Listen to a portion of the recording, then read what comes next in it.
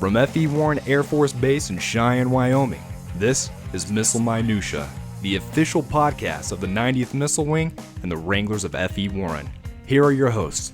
Hello and welcome back to the podcast. This is Glenn from the Public Affairs Office. And today on the show we have Brittaney Balboa, who is the DABA, or the Domestic Abuse Victim Advocate, and she is here with me on the line. We're actually trying this a different way, doing a phone recording. How are you doing today, Brittaney? I'm really good, thank you, and I appreciate you asking me for the interview. I'm excited. It's my pleasure. This is an important issue, not just for the military, clearly not just for the military, but for the country and the world as a whole. So, I'm very appreciative of the fact that you're here with me today. So, thank you. Absolutely, thank you.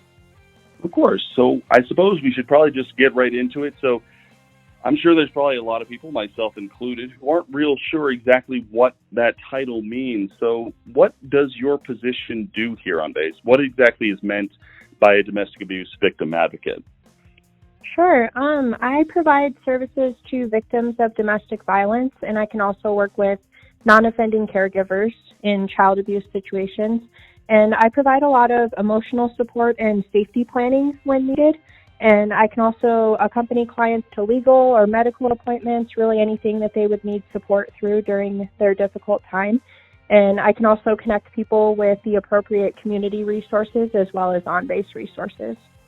So if someone listening right now was in a bad situation, they were in an abusive situation at home, what would you tell them, or what advice would you give to help them in their situation? Well, their safety should always come first. So it's a good idea for them to create a safety plan, whether they plan to remain in their current relationship or whether they're planning to leave. And if they have a time when they're alone and are able to call the national hotline or my hotline or any sort of emergency number, there are a lot of people who can assist with those safety plans and help to get them to safety as well. Do you have on hand that national number, or even better, that local number? Would you be able to share right now? And then I'll repeat it again at the end of the show, the number that they should call if they want to get in touch with you? Yeah, absolutely. That would be perfect. So my personal hotline number is 307-201-9415.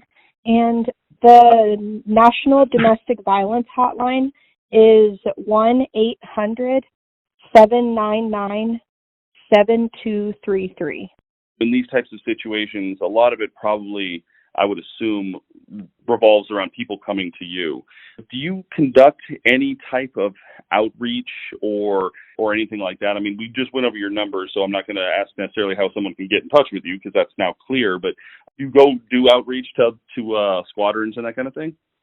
Yes, absolutely. I have a pretty good relationship with the first sergeants here on base, so they have my information. I do briefings with new commanders. And I also have a good relationship with Cheyenne PD and their victim advocates, so they can refer people to me as well. Not to get into the national issue that is domestic violence, but clearly, at least though, there is enough of a problem, and there is a problem, that there's an entire awareness month devoted to this. What would you say to increase awareness, not just among people who are going through it, but people who might observe it or be somebody in a position to help?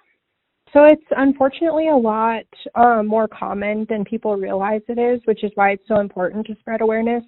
1 in 4 women and 1 in 7 men actually experience violence within an intimate relationship at some point in their lives. So it's important for people that are in a potentially abusive relationship to be looking out for red flags. And like you said, it's also very important for the rest of us to observe things that might not sit right with us, or to feel comfortable reporting things that could be concerning, because it could be life-saving for somebody.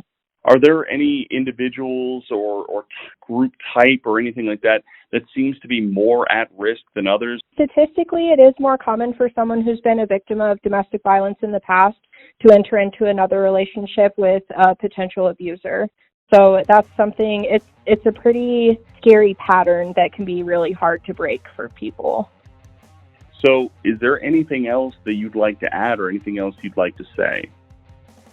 I just want to point out that abuse doesn't look the same for everybody, and it's not always what we think.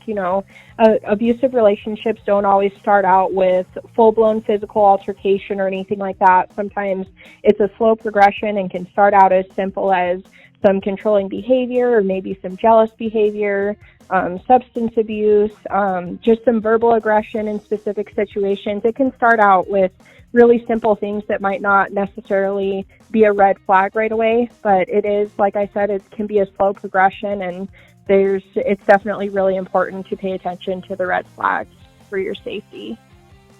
Brittaney, I definitely appreciate you taking the time. I'm interviewing you today because of the fact that October is Domestic Awareness or Domestic Violence Awareness Month, but there's no month for that. There's no time frame for being aware and being concerned.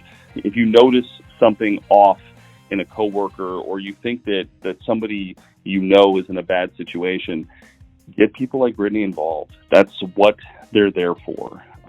Is that a fairly accurate statement, you'd say? Yes, absolutely. And a lot of these issues seem to be too big for any one of us to handle. It really does take a community to help people and to keep people safe. Definitely get other people involved to help with the situation. And again, thank you so much for being on the line with me today, and I appreciate your time. Thank you so much, Glenn. I appreciate it. As a closing message, if you're listening to this and you're in a bad situation, or you know someone in a bad situation, help is out there. Call the national hotline at 1-800-799-7233. Call Brittaney at 307-201-9415. There are people who care, and there are people who want to help. Thank you for listening, and take care of yourselves. We'll see you next week.